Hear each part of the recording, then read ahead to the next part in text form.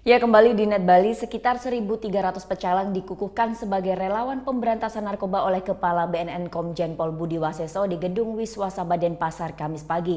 BNN menilai pecalang memiliki potensi yang besar dalam menangkal peredaran narkoba di wilayah desa adat. Di awal tahun 2017, Badan Narkotika Nasional berupaya menambah relawan pencegahan pemberantasan penyalahgunaan dan peredaran gelap narkoba atau P4GN. Relawan P4GN tak hanya berasal dari kalangan aktivis narkoba, tapi dari berbagai unsur masyarakat seperti Satuan Pengamanan Desa Adat atau Pecalang.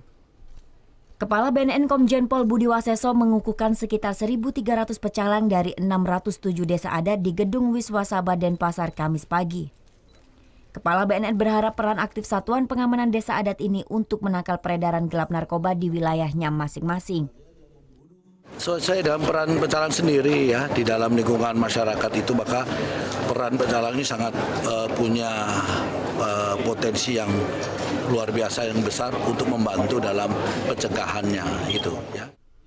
Ketua Majelis Utama Desa Pakraman atau MUDP merespon positif kerjasama BNN dengan pecalang ini. Selain pengawasan pecalang di lingkungan desa adat, MUDP juga mendorong masing-masing desa membuat aturan adat khusus terkait sanksi penyalahguna narkoba. Ya, otomatis jadi desa pekraman masing-masing, paling tidak di desa pekramannya kita harapkan untuk ada peraram-peraram tentang ini, sehingga adanya suatu aturan yang dengan sanksi adatnya membuat efek jera daripada pelaku-pelaku yang menyalahgunakan narkoba ataupun yang misalnya saja mencoba-coba untuk berbisnis atau mengedarkan termasuk peredaran gelap narkoba ini.